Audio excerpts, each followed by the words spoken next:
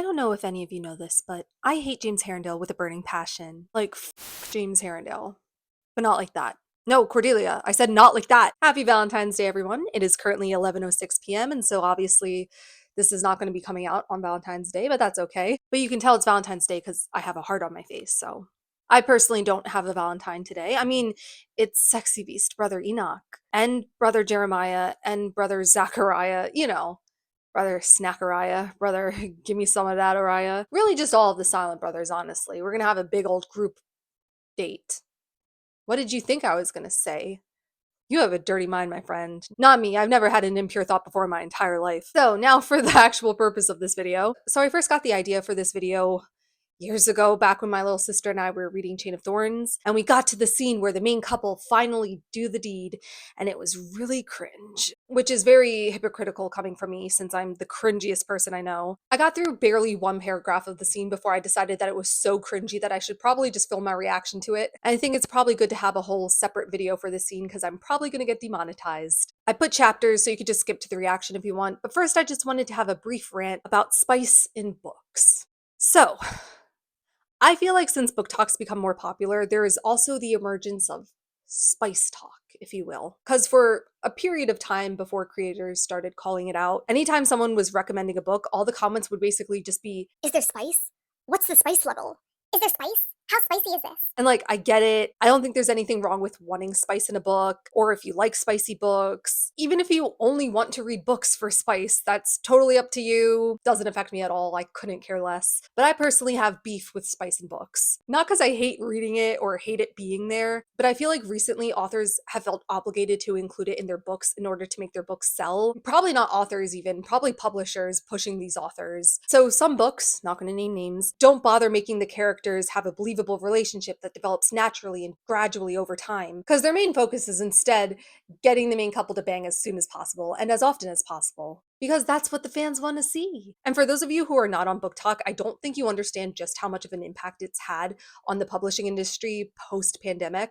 It has had some positive impact in some ways, in that it revived a lot of people's love for books and introduced new people to the joy of reading. But I do think it also has contributed to a lot of new problems that people who are smarter than me and more educated on the topic have discussed in previous videos. And unfortunately, I do think that some of those book talk problems have seeped their way into the latter half of the last hours, such as the tropification of books. Obviously, marketing has always played a role in publishing. Like, genres are a way to help market and sell books by putting them in these categories. And it's not necessarily a bad thing, but a lot of book talk books are marketed as having certain tropes, which makes them more appealing and easier to promote, especially online when you have 20 seconds to grab someone's attention before they swipe up. Not even 20 seconds, like 5 seconds. So instead of just giving a synopsis and saying, you should read this book, it's about a girl who gets taken into the fairy realm and decides to train and scheme her way into gaining more power, yada yada, they'll instead say, this book is an enemies to lovers. He fell first and harder. And it's like, okay. Where fans describe it how you would tag fanfiction. And there's nothing wrong with fanfiction. I think there are many writers on there that have these skills to be published authors, and sometimes there are fanfictions that are better than traditionally published books. But tagging fanfics like that works because you already know the universe you're in, you already know the characters and their dynamics and the magic system. So if you're looking for a fanfiction that highlights a certain ship, then it makes sense to do tags based on the tropes, because you already know everything else. But when other readers are telling you, read this book, it's the fake dating trope, it spoils things for you, and it can be deceptive sometimes. And I am also guilty of recommending books this way because it's fast and easy, but I can definitely feel the change with books that are published more recently, where the tropes come first and then they write the story around checking off that list of tropes,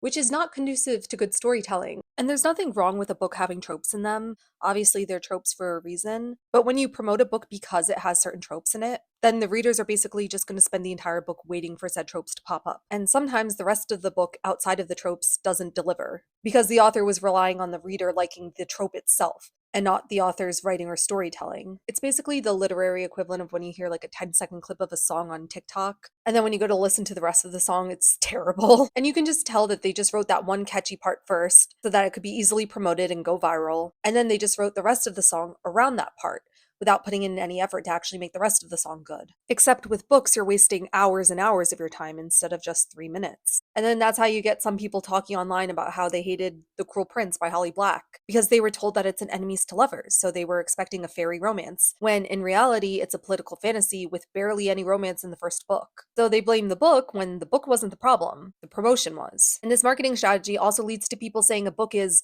again, enemies to lovers, for example, when in the book the couple is at best rivals, and then they proceed to fall in love within a couple chapters, which is not how it works if you're actually enemies. But they need to fall in love fast, so then that way we can get to the spicy scenes.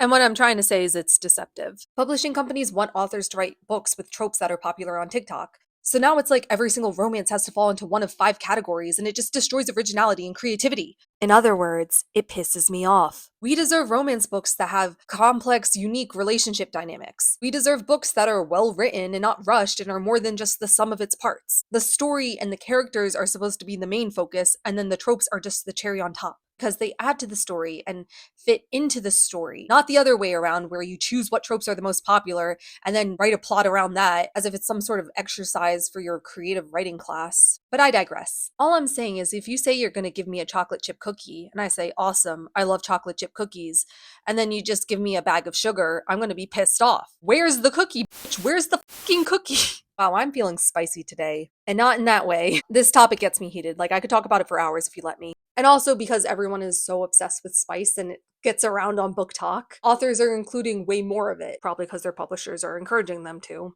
the point where some of these books barely have a plot. And I love romance in books.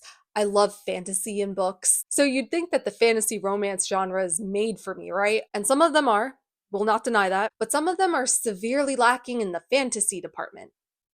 And honestly, the romance department, literally everything but the spice department. And it's like, no, I want to read a book that's equal parts fantasy and romance, not a fantasy erotica. So all this to say that I do think that The Last Hour suffers a little bit from this post-book talk push for more spice and more tropes, especially in comparison to the older Shadowhunter books. There's not really a simple way to describe Will and Tessa's relationship, for example. You can't really say blank to lovers because it's so much more complicated than that and takes 3 whole books to fully develop, and their relationship goes through many arcs throughout that time. And if you haven't read The Last Hours yet, I would bounce now. I'm going to spoil things now. Unlike with Will and Tessa, with James and Cordelia, their relationship is very tropey, so it's very easy to just say friends to lovers, forced marriage. She fell first, but he fell harder. I'm sorry. I do not like their relationship. I tried so hard to like it. I went into the series thinking I was going to love it. And then as it went on, I just found myself disliking it more and more.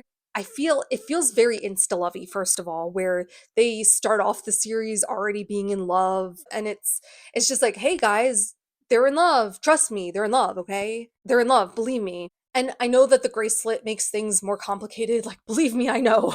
I know. And the whole gracelet is the whole problem for the series, both on a meta level and on a plot level, because the Gracelet's why Cassandra Clare really couldn't make James a more interesting character, but I still hate it. And I still hate him. And I never fully bought into James and Cordelia being in love. I feel like Cordelia was just infatuated with James and that she put him on a pedestal and always thought he was like too good for her or something, as if she was some loser nerdy girl in middle school with a crush on the popular boy who would never give her a second glance. Not that I relate to that. It's just, I don't like her as a person when she's with James. I feel like the second he walks into a room, she just loses all personality. Like, he just saps all of the personality out of her. And of course, there was all of this spice that really didn't need to be there. And it's like, yes, I can tell that James and Cordelia are very attracted to each other. There's lots of physical attraction. There's just tons of it. Like, if I have to hear James Herondale talk about Cordelia's boobs one more time, I'm gonna rip my hair out. Even with the other characters, just in general, there was a lot of spice in Chain of Thorns, especially for a YA book that is for teenagers. I'm not one of those purists who like clutches her pearls at the thought of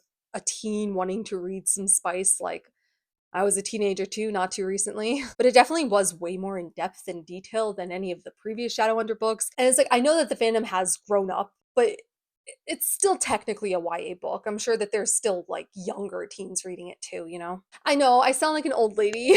Back in my day, we didn't get to see the Shadowhunters fuck.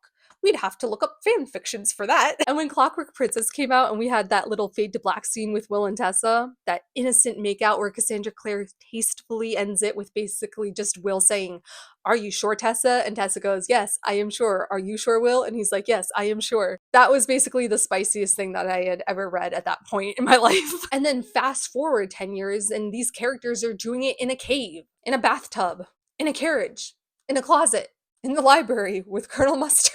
Anywhere but a bed. I swear to God, these guys need to get a room, like literally get a room. And not the whispering room. So all this to say that I don't really like James and Cordelia's relationship, so obviously I had to clown them for their love scene. So without further ado, enjoy this show, and happy Valentine's Day. I read one page of this scene, cringed to hell and back, heard from my little sister that it gets worse, and decided I should just read the scene in front of the camera so you can get my live reaction. My most beautiful, maddening, adorable wife. I hate it. They're like 17. I don't need you to hear you guys calling each other wife and husband. Like, it does not fit. Look at me. I'm tired. If I have to read the words "Daisy, my Daisy" one more time, I am going to commit rule number 3 of the Tessa Gray Self-Defense Handbook, okay?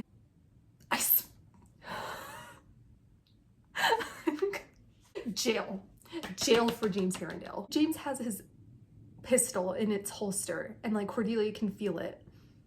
Is that supposed to be a euphemism? Of all the things, only because my self-control was hanging on by the thinnest thread, I pictured myself lunging at you. Cassandra, like, I am going to send you my therapy bill. I literally, there's a full page of Cassandra. I'll not despoil you on the staircase. You can't just say despoil. What the f? He is so freaking thirsty. He couldn't wait 2 seconds to just open the door because it got stuck for a second. He had to shoot it. James Herondale is the worst motherfucker ever, and I hate him. Also, this mother effer, after he shot their fucking lock open, he threw his gun, his loaded gun, threw the gun across the room. That's like rule number 1 of having a gun is don't fucking throw a loaded gun. Like, be careful with your weapons. I know you're a shadow hunter, but like, even more so, you're a shadow hunter. You should know how to handle weapons, you idiot. You don't need to be tearing this boy's shirt off. Like, there's no purpose. Just unbutton it like a normal person.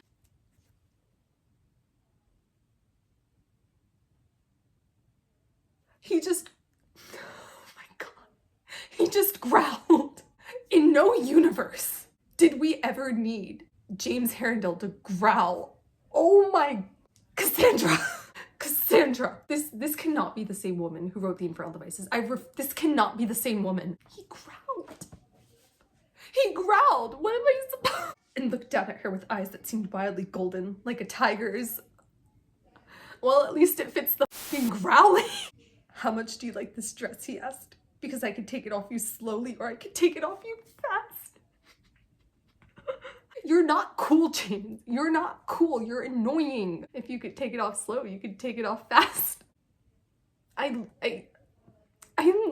can't get past 2 lines of this without audibly cringing. These motherfuckers are so horny.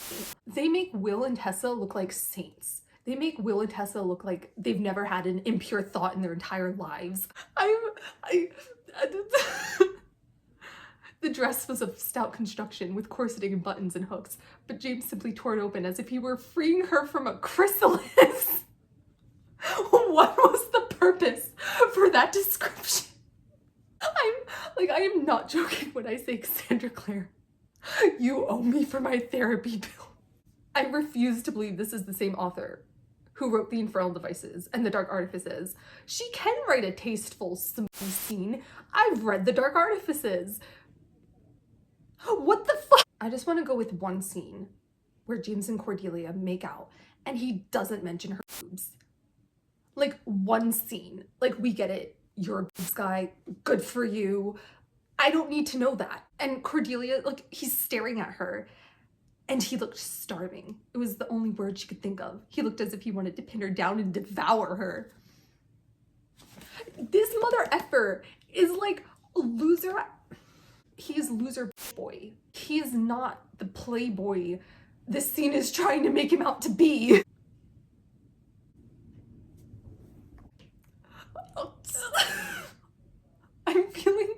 I feel violated right now trying to read the scene. Why are we talking about her boobs again? I can read, okay? I can handle it. I can't handle this. This is terrible. Ew, ew, ew, ew. I hate this. What the fuck? What the fuck? What the fuck? She sobbed and begged him for more. There is no way this loser virgin ass mother effer is making Cordelia sob and beg for more during their first time. She asks him if he ever did anything with Grace, and he said no, they never did anything beyond like a couple kisses. There's no way. Now they're in the fucking bath. He just called her, they're in the tub, and he said, you look like a water goddess, you know. What was the purpose? If James Herondale has 10 haters, I'm one of them. If James Herondale has one hater, I'm one of them. If James Herondale has no haters, I'm dead. He just stares at her like nothing against people who enjoy spice. But sometimes I feel like sometimes authors put spice in as like a replacement for like having that romantic connection because they're too lazy to like put it in. And I know Cassandra Clare knows how to write good romance. Like she does it all the time. But this, it feels like they're just horny for each other. Like I don't feel the connection between them. Ew, ew, ew. He just said, I never want anyone to see you like this but me. Jail. Go to jail. Do not pass go. Do not collect 200. Straight to jail, James Herondale. Oh no, they're doing it in the bathtub. She not realized quite how portable the act of love was, or what it was like for wet bodies to slide against each other. Cassandra. I hate them. I hate them. I cannot express the degree to which I hate these two. I miss the person I was 10 minutes ago. There was no need for all of that. You could have done a nice little fade to black, a nice little like, it was vague enough for a YA book, but more than I would have liked, especially because I can't stand these mother effers. It was cringe, not good. If you enjoyed it, I'm happy for you. More power to you. I hate them. That was a mess. So yeah, I'm sorry that I don't like James and Cordelia's relationship. I know I'm in the minority. I think it's just that I really don't like James. I like Cordelia a lot better as a person when she's like with the other characters, like Matthew, for example. James Herondale's only crime was being annoying, honestly. And that's an unforgivable crime. I'll excuse Gabriel Lightwood for being a bitch, but James Herondale being annoying is where I draw the line. Happy Valentine's Day, guys. Bye! Let it be known that The Last Hours was my villain origin story.